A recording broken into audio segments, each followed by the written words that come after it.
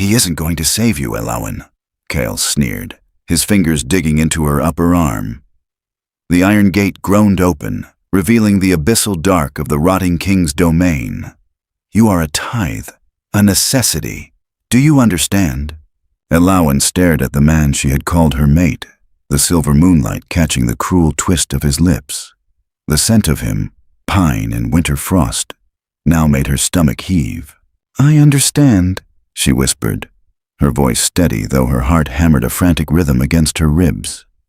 I understand that you are a coward, Kyle. He shoved her forward. The gate slammed shut with a finality that echoed like a death knell. She was alone with the rotting king. The stench hit her first. A cloying, metallic tang of copper and earth mixed with the sweet, sickening odor of dying flowers. The air in the cavernous hall was thick, oppressive, making every breath a conscious effort. Elowin adjusted her skirts, the rough-spun wool a stark contrast to the silks she was accustomed to. She had been stripped of her titles, her finery, and her pack, all to appease a legend. She stood in the antechamber of the rotting Alpha King. For centuries, the legend persisted. An Alpha cursed with a wasting disease, demanding a sacrifice every decade to stave off his hunger and keep his twisted pack from descending upon the mortal realms. She was the latest offering, chosen by the very wolf who had sworn to protect her. Elowin took a hesitant step forward, the soles of her simple leather boots scuffing against the damp stone floor. Torches sputtered in iron sconces, casting long, wavering shadows that seemed to dance and writhe along the walls. The architecture was ancient, imposing, vast pillars of dark granite reaching up into an unseen ceiling. It was a place of forgotten majesty, now succumbing to time and neglect. You smell of fear in winter, a voice rasped from the gloom. It was a sound like dry leaves scraping across stone, low and resonant, sending a shiver down her spine. She froze. The shadows coalesced, taking shape on a raised dais at the far end of the hall. A figure sat upon a throne of jagged obsidian, draped in heavy, moth-eaten furs. As she strained her eyes, the details emerged, and a wave of nausea washed over her. He was a nightmare-given form. His skin was mottled. A sickly pallor stretched taut over prominent bones. Dark, necrotic patches marred his cheek and jawline, looking like burned parchment. One eye was milky white, blind and sightless, while the other burned with a fierce, unnatural amber fire. The rotting king. I am not afraid, Elowin lied, forcing her voice to remain steady. She stood taller, raising her chin.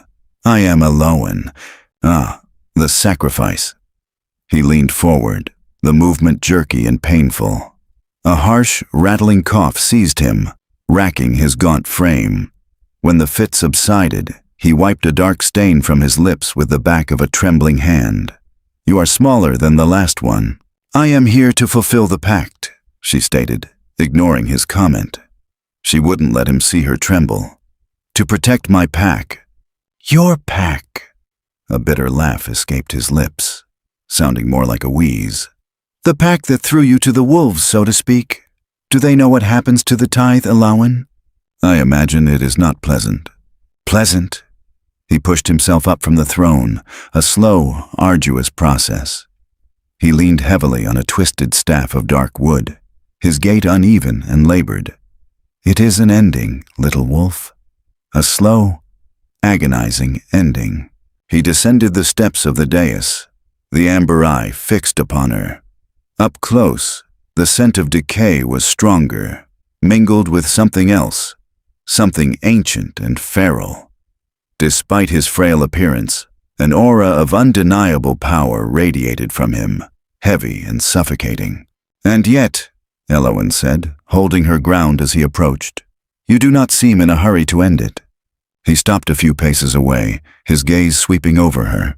He studied her face, her stance, the defiance burning in her eyes. The amber eye narrowed slightly.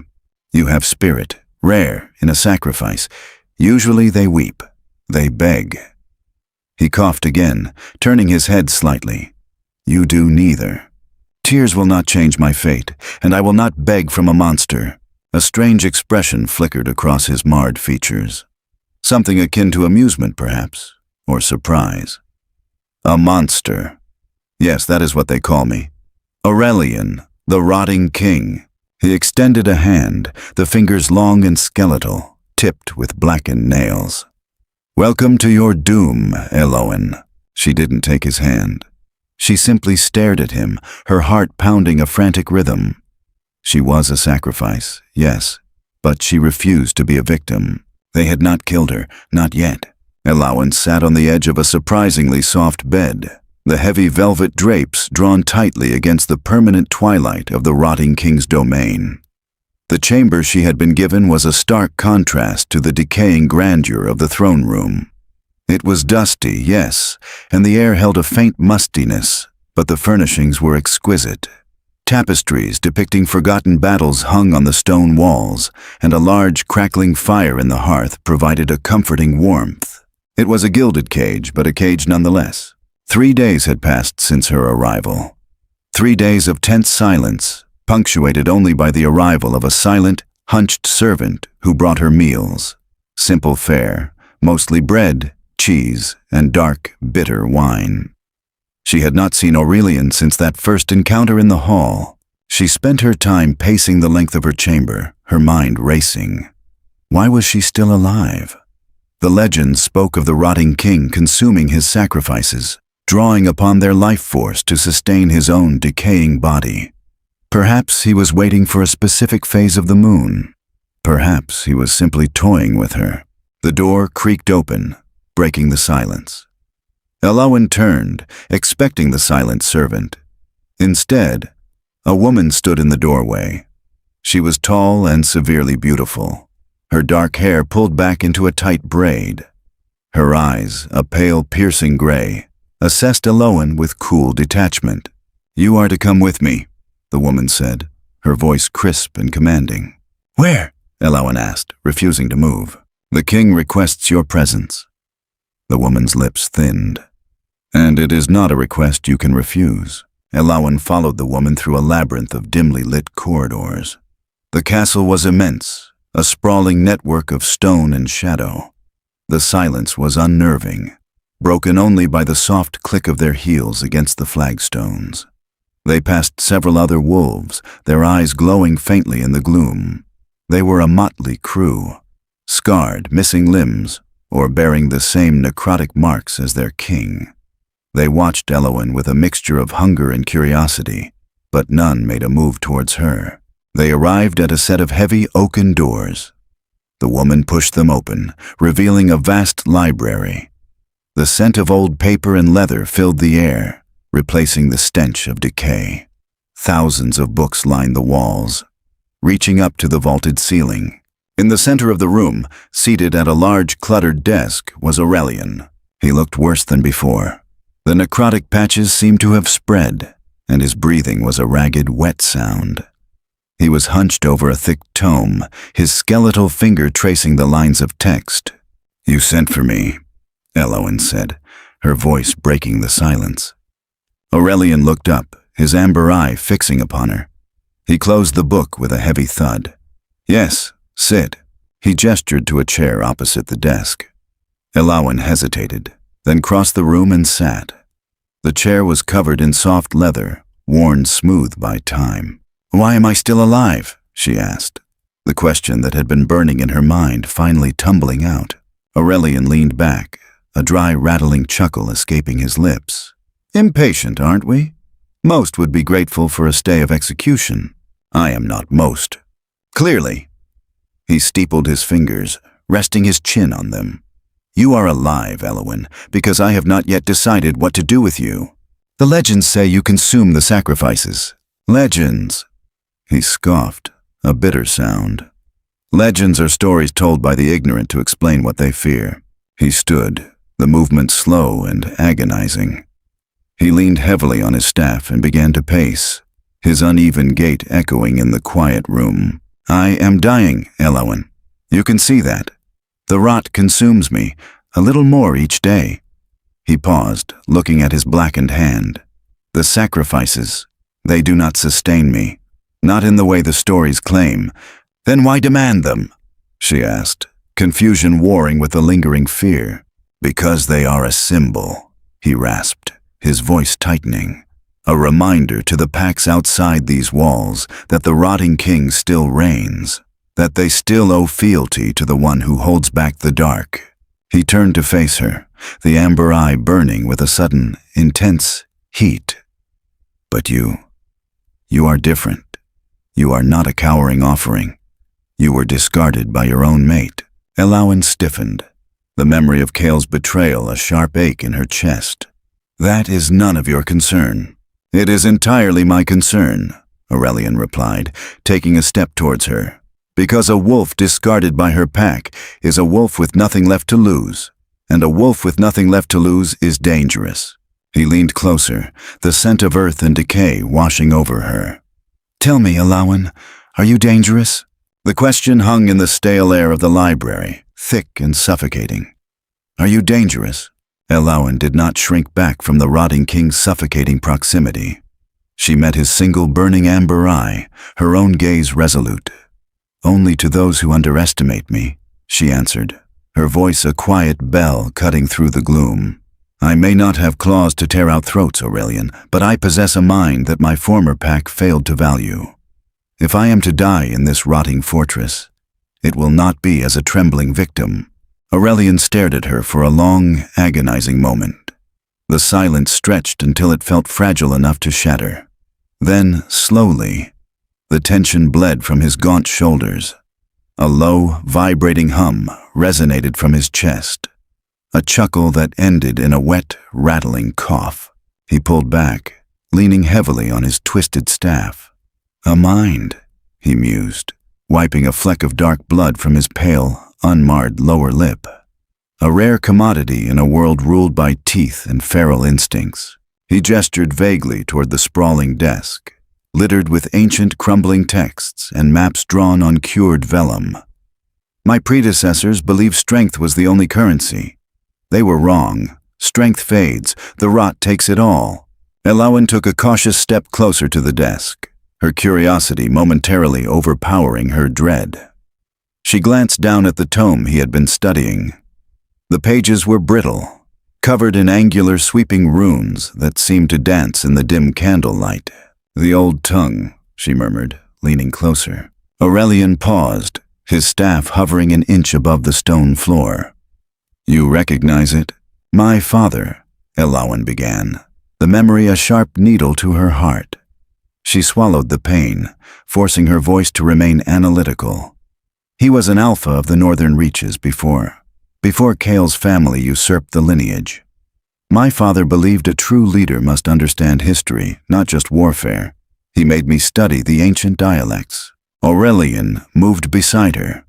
Despite the sickening scent of decaying earth that clung to him, there was an undeniable, tragic majesty in his posture.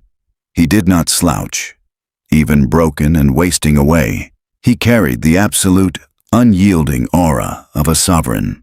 A king who bore a weight no one else could comprehend. Read it, he commanded softly. It wasn't a threat. It was a plea masked by royal authority. Ellawen traced a finger beneath the fading ink. The shadow deepens. No, the shadow hungers. She translated, her brow furrowing. It cannot be slain by silver or claw. It must be contained. The alpha bloodline shall not be the cure. It shall be the... She hesitated, squinting at a particularly smudged rune. The what? Aurelian prompted, leaning in. The vessel, Ellawen whispered, a cold dread washing over her. She looked up at his ruined face. You aren't cursed with a disease, Aurelian. You are containing something. You are a vessel for some dark magic. The king closed his eyes. The amber light vanished, leaving only a profoundly tired, broken man in the flickering candlelight. For 3 centuries, my bloodline has drawn the blighted magic from the land into ourselves, he said, his voice hollow. It keeps the realms pure. It keeps the forests green for packs like yours. And in return, the magic rots us from the inside out. Ellawen stared at him, the horrifying truth settling into her bones. The packs of the world thought him a monster hoarding sacrifices. Kyle had thrown her to a beast, but Aurelian wasn't a beast. He was a martyr. A sudden, violent spasm racked Aurelian's frame. He doubled over, dropping his staff as both hands went to his chest. He gasped, a horrifying wet sound, and stumbled backward, collapsing into the heavy leather chair. Dark, viscous blood spilled from his lips, staining his moth-eaten furs. Instinct overtook fear. Alawan closed the distance between them, drawing a clean embroidered linen handkerchief from her sleeve, one of the few personal items she possessed. She reached out. Aurelian flinched violently, raising a skeletal hand to ward her off. "Do not touch me," he snarled, a flash of true, feral panic in his eye. "The rot. It spreads." "Be still," Alawan said gently, but with the firm authority of a noblewoman accustomed to being obeyed. She ignored his warning and gently pressed the cloth to his lips, wiping away the blood. Her fingers brushed his cheek, the side that was pale and cold, but not yet touched by the blackened decay. He froze. His frantic breathing slowed, his amber eye widening in shock at her touch. For a fleeting second, the monstrous king was gone, replaced by a man who had not felt a gentle touch in a lifetime. "I am not afraid of the dark, Aurelian," Alawan whispered, locking her gaze with his. "And I am not afraid of you." The dynamic within the decaying castle shifted subtly in the days that followed. Alawan was no longer treated as a prisoner waiting for the slaughter, nor was she confined to the gilded cage of her chambers. Aurelian had given her free rein of the library and the upper corridors, though he explicitly forbade her from venturing into the lower dungeons. "The minds of those who reside below have been entirely consumed by the rot," he had warned her, his tone leaving no room for argument. "They are no longer wolves. They are echoes of hunger." Alawan had heeded his warning, burying herself in the crumbling archives. She spent her days translating ancient texts, hunting for anything related to the vessel magic that was slowly killing the king. She found herself driven not just by a desire to survive, but by a burgeoning need to save the regal, tragic man who bore the world's poison. Late one afternoon, the library's meager supply of candles burned low. Alawan required a specific bestiary she had spotted days prior, but it had been moved. Searching the adjacent antechamber, she realized the door leading toward the eastern wing, a forbidden zone that sloped downward toward the lower levels, was ajar. She hesitated. The air wafting from the crack was frigid and smelled of rust and wet fur. But she was certain the hunched servant had carried a stack of books in this direction. Cautiously, picking up a heavy iron candlestick for light and potential defense, she slipped through the door. The corridor was pitch black, the stones slick with damp moss. Alawan moved slowly, her soft slippers making no sound. She had only gone 30 paces when she felt it, a sudden, oppressive drop in temperature, followed by the unmistakable sound of claws clicking against stone. She froze, raising the candle. From the shadows emerged a nightmare. It was a wolf, but impossibly large and grotesquely deformed. Patches of its fur were missing, revealing weeping, blackened flesh.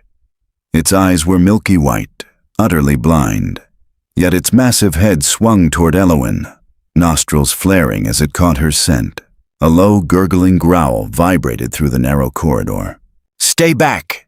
Alawan commanded. She tried to project the unyielding authority of her lineage, but her voice betrayed a tremor. The feral wolf lunged.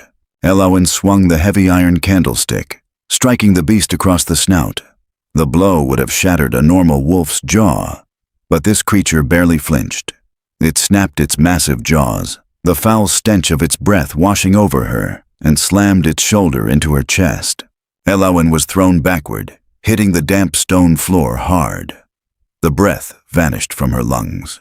She scrambled backward as the beast loomed over her, its jaws opening to tear into her throat. She braced for the end, closing her eyes. "Submit." The word didn't just echo in the corridor. It vibrated through the very marrow of Alawan's bones. It was a command spoken with such absolute, earth-shattering authority that the air itself seemed to compress. Elowin opened her eyes. Aurelian stood at the top of the corridor. He had no staff. He was not hunched. In that singular moment, the frailty of his rotting body vanished, eclipsed by the terrifying ancient power of the Alpha King.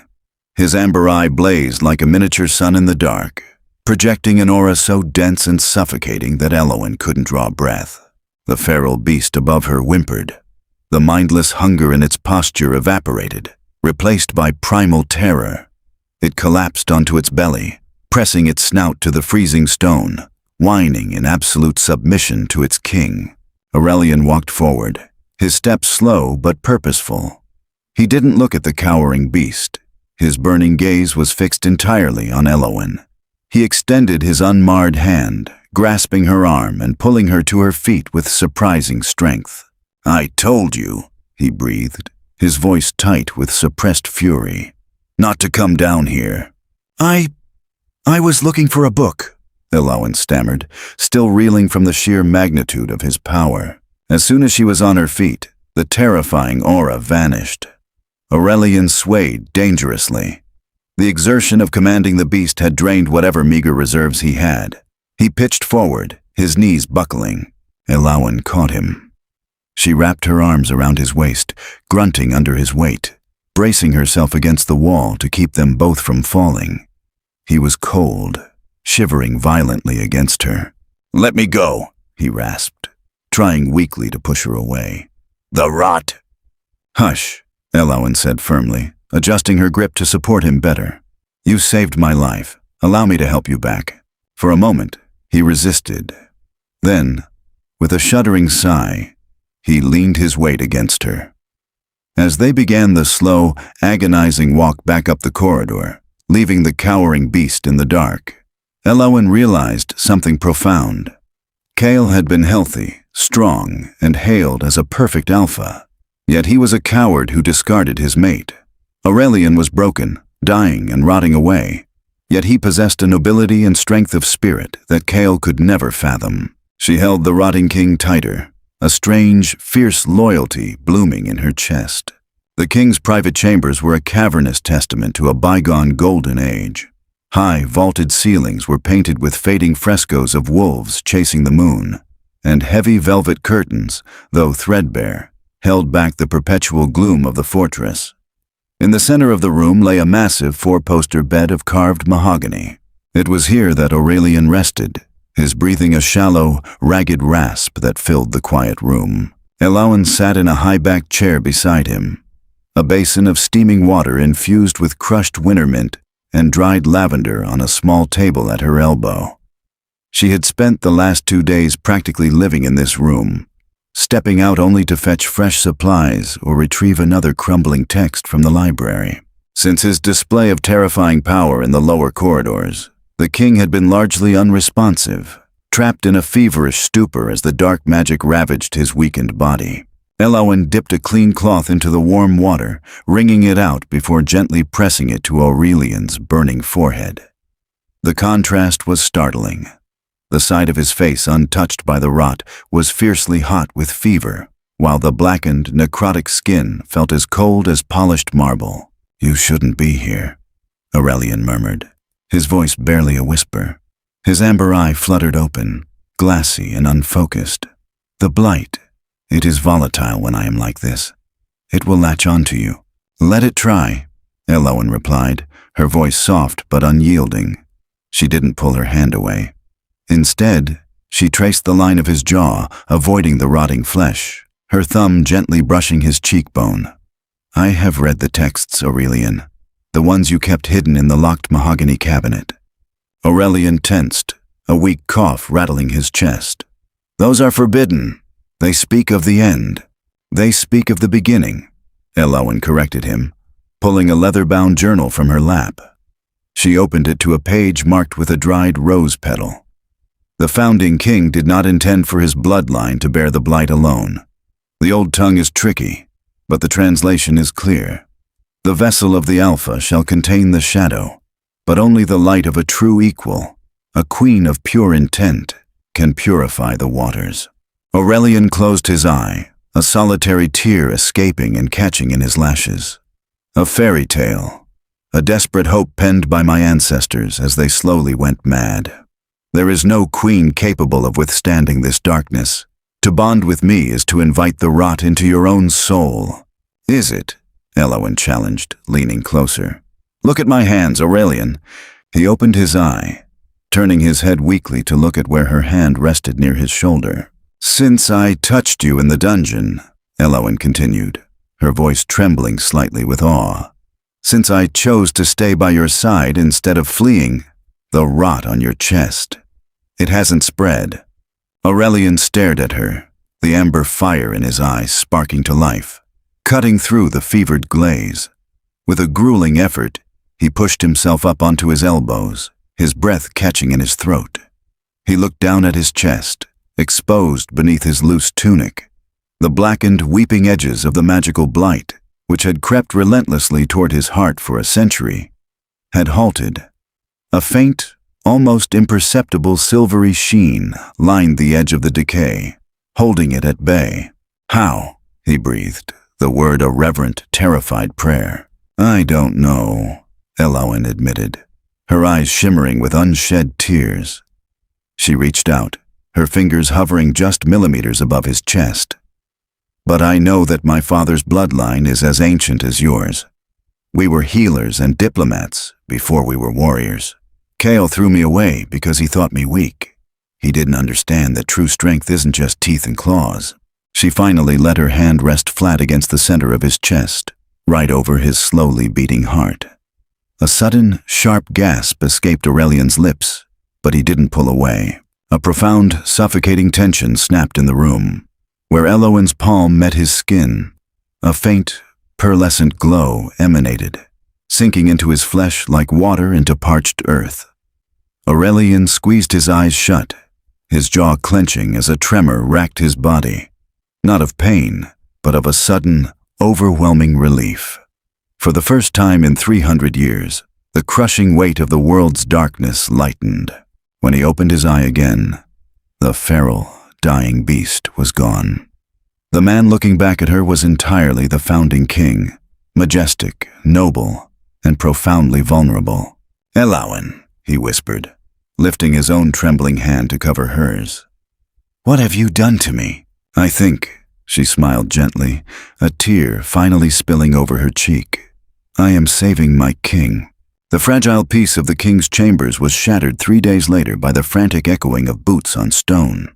Elowin stood by the high arched window, watching the swirling gray mists that blanketed the dead forests surrounding the castle. Aurelian sat in a heavy armchair near the hearth.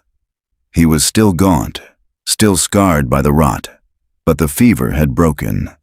The oppressive scent of decay had lessened, replaced by the faint, crisp scent of old parchment and wood smoke.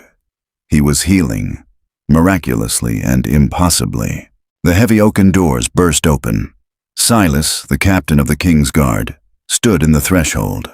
He was a massive, scarred wolf, his left arm missing from the elbow down, a casualty of the blight that leaked from the lower dungeons. He fell to one knee, bowing his head. "My king," Silas panted, his chest heaving. "Forgive the intrusion. We have a breach at the southern perimeter." Aurelian's posture shifted instantly. The gentle companion vanished, replaced by the apex predator. He gripped the arms of his chair, pulling himself upright. He did not need his twisted staff today. The mindless ones from the dungeons? "No, sire," Silas said, looking up, his gaze flicking nervously toward Elowin. "It is a pack, a mortal pack. They bear the banners of the northern reaches. They are led by an alpha named Kael." Elowin felt the blood drain from her face. Her hands gripped the stone windowsill so tightly her knuckles turned white. "Kael. They have crossed the boundary markers," Silas continued grimly. "They claim you have broken the ancient treaty. They say you took a royal princess as a tithe, an act of war, and they have come to reclaim her and cleanse this fortress." A low, vibrating growl rumbled in Aurelian's chest, a sound that made the very stones of the floor tremble. "Cleanse this fortress. The boy does not know what holds this fortress together. If he breaches the inner walls, the blight will spill out and consume his entire lineage. He believes you are weak, sire. He sent an emissary to the outer gates. He demands Alawan be returned, or he will raise the castle. He demands? Aurelian's voice was a lethal whisper. He took a step forward, his amber eye flashing with dangerous fire. The silver sheen at the edge of his scars pulsed slightly. I will tear his throat out myself. He took another step, but a sudden, violent spasm racked his body. He stumbled, catching himself on the edge of a heavy table. The magic inside him, dormant for days, flared violently at his rage, fighting against Eloan's calming influence. He coughed, a dry, painful sound. "Aurelian!" Eloan rushed forward, grabbing his arm. "Stop! Your body is still repairing itself. You cannot unleash your aura now. It will undo everything we have achieved." "He marches on my domain, Eloan," Aurelian snarled, though he leaned heavily into her touch, grounding himself. "He threatens you. I am the Alpha King. I do not hide." "You are not hiding," Eloan said, her voice ringing with sudden, fierce authority. She looked at Silas, who was staring at her in shock. No one spoke to the king in such a manner. "Silas, how many warriors does Khal have?" "Nearly 200, my lady," Silas replied, bewildered by her sudden assumption of command. "We have barely 30 guards who have not succumbed to the rot's madness." Eloan turned back to Aurelian, her chin raised, her eyes blazing with a resilience that rivaled his own power. "Khal is a coward.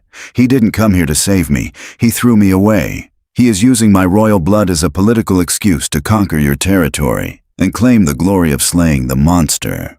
Aurelian looked at her, his anger cooling into something else. Profound awe. "What would you have me do?" "You will stay here. You will gather your strength," Eloan commanded, stepping back and smoothing the skirts of her dress.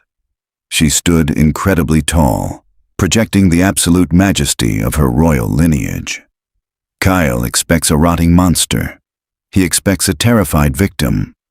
She walked toward the doors, her footsteps echoing with purpose. "Where are you going?" Aurelian demanded, a note of panic cutting through his regal voice. Eloan paused at the threshold, turning to look back at the founding king. The faint, pearlescent light of the ancient magic seemed to shimmer in her dark hair. "I am going to the outer gates, Aurelian." Khal demanded an audience with his sacrifice. She smiled, a cold, terrifying expression that sent a shiver down Silas's spine. "I think it is time he meets your queen." The outer courtyard of the fortress was a sprawling expanse of cracked stone, swallowed by the unnatural, freezing fog that clung to the rotting king's domain. Beyond the towering wrought iron gates, the vanguard of the northern reaches stood in tight formation. 200 hardened warriors, their breath pluming in the frigid air, shifted restlessly. At their fore sat Kyle on a massive black warhorse, his chest puffed out beneath gleaming silver armor, a banner bearing his family's usurped crest snapping in the wind. He looked every inch the heroic savior, a golden boy come to slay the beast. The heavy gears of the gatehouse ground with a deafening screech that sent a shiver through the front lines of Kyle's army. The massive iron doors parted, peeling back just enough to allow a single figure to step through. There were no monstrous roars. There was no army of decaying beasts.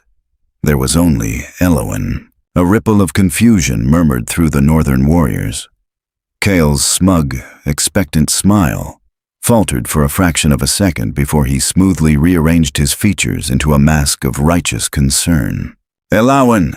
Kyle called out, his voice magically amplified to carry across the fog-drenched expanse.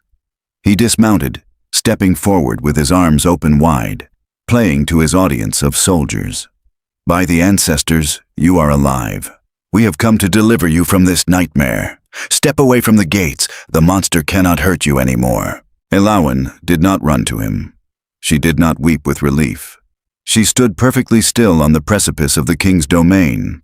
She wore a simple gown of deep crimson velvet, a dress she had found in the ancient wardrobes, and though it lacked jewels or gold, the way she carried herself made it look like the grandest royal raiment. "Deliver me?" Elowin's voice was not shouted, yet it possessed a piercing, crystalline clarity that cut through the wind, reaching every ear in the courtyard. "You did not come to deliver me, Kale. You came to scavenge." Kale's arms dropped slowly to his sides. A flush of angry color crept up his neck. "You are confused by the trauma, my love. The beast has twisted your mind. Come here now. That is an order from your alpha." "You are not my alpha," Elowin replied, her tone as cold as the stone beneath her feet. "And I was never your love. I was a political token you threw into a grave because you were too cowardly to face the blight yourself." A low murmur rippled through the ranks of Kale's men. They had been told this was a rescue mission, a righteous crusade to save their stolen princess and cleanse the land. The woman standing before them did not look like a stolen, broken thing. "Silence her," Kale hissed to his lieutenant, his facade cracking. He took a menacing step forward. "Elowin, stop this foolishness. You are embarrassing yourself. The rotting king is a dying beast, and I am here to claim his territory and end his miserable lineage."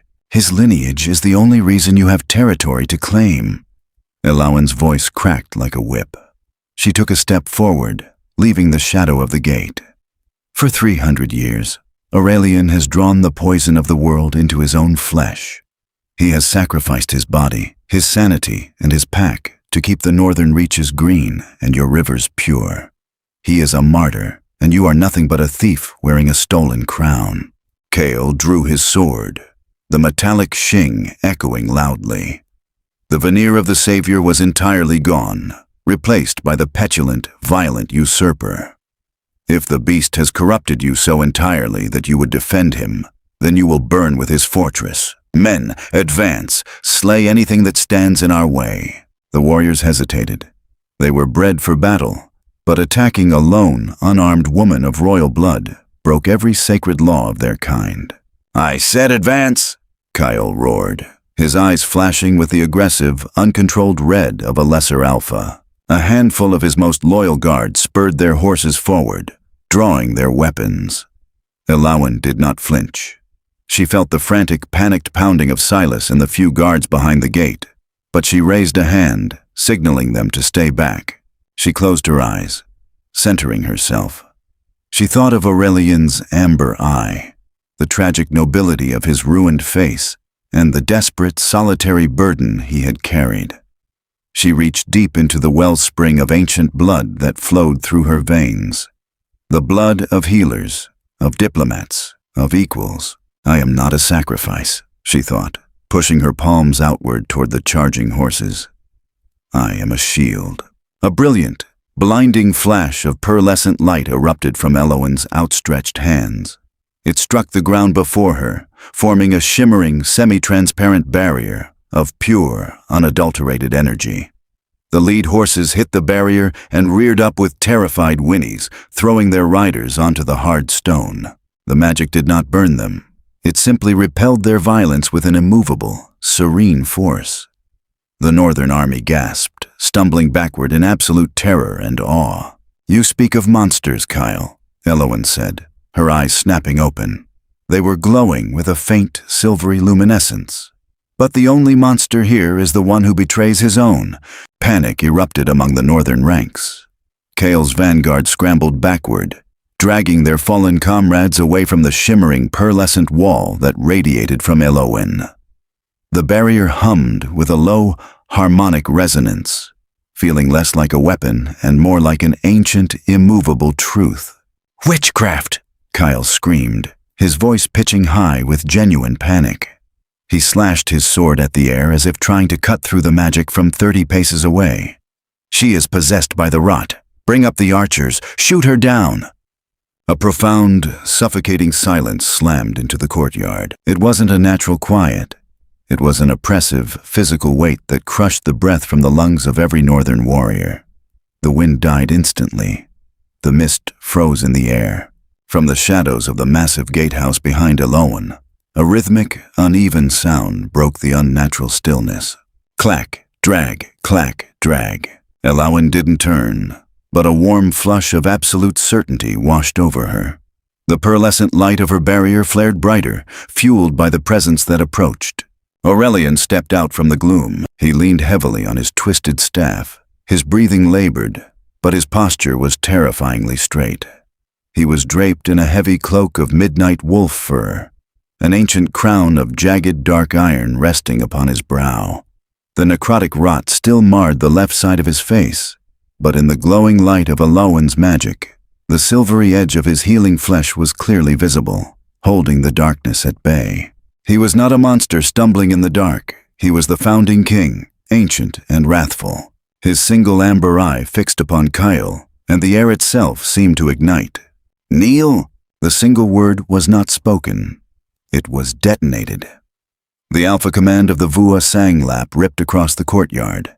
It was a force of nature, a gravitational pull of pure, ancient dominance that no modern wolf could withstand. 200 warriors of the northern reaches collapsed as one. Armor clattered against the stone as seasoned soldiers were driven to their hands and knees, their faces pressed to the freezing ground, paralyzed by the sheer, crushing magnitude of Aurelian's aura. Only Kale remained standing, though his legs trembled violently. The usurper's face was purple with strain, his teeth bared in a rictus of agonizing effort as he tried to fight the command. Blood began to trickle from his nose. You are broken," Kale ground out, his voice a pathetic squeak against the roaring silence of Aurelian's presence. Aurelian took a step forward, moving to stand shoulder to shoulder with Elowen. The moment he crossed into the radius of her pearlescent light, the suffocating pressure in the air eased slightly, tempered by her purifying energy. It transformed his aura from pure destruction into an absolute, unyielding majesty. "I was broken," Aurelian agreed, his voice a dark, velvety rumble that shook the earth. He reached out with his unmarred hand, gently interlacing his fingers with Elowen's. Where their skin met, the silver light flared, pulsing in time with their heartbeats. "But the darkness requires a vessel, and a vessel requires an anchor. You brought my anchor to my doorstep, boy." Kale stared at their joined hands, the reality of his monumental miscalculation finally shattering his arrogant mind. He dropped his sword. It clattered loudly in the quiet courtyard.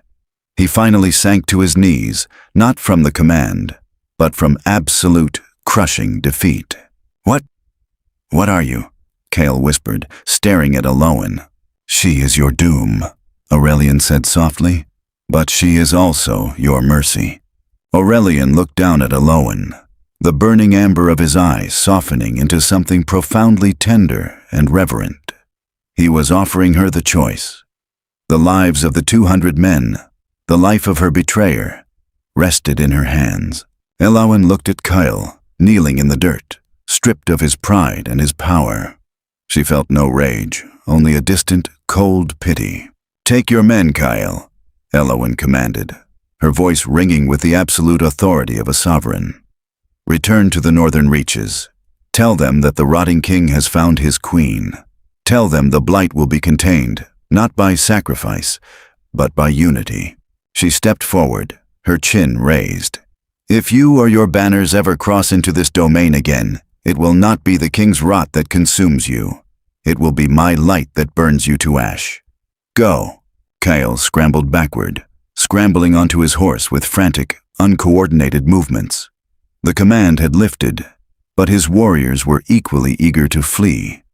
Within minutes, the courtyard was empty, the only sound the retreating thunder of hooves fading into the mist. Elowen let out a long, shaky breath, the pearlescent barrier dissolving into the air. The adrenaline faded, leaving her suddenly exhausted. Her knees buckled. Before she could hit the stone, Aurelian caught her. He dropped his staff entirely, catching her in both arms and lifting her against his chest. "You fool," he murmured, burying his face in her dark hair, his voice trembling with an emotion that had nothing to do with anger. "I told you to stay inside." Elowen rested her head against his chest, listening to the steady, strong beat of his heart. "And I told you," she whispered, a tired smile touching her lips. "I am not afraid of you, Aurelian." The climax of the action. Aurelian's arrival showcases his terrifying ancient power, the alpha command that brings an army to its knees. However, it is their combined power that truly wins the day. Elawan acts as his anchor, turning his destructive aura into controlled majesty. Giving Elawan the final say over Kael's fate completes her arc of empowerment. She chooses mercy and banishment over petty revenge, solidifying her status as a true, noble queen.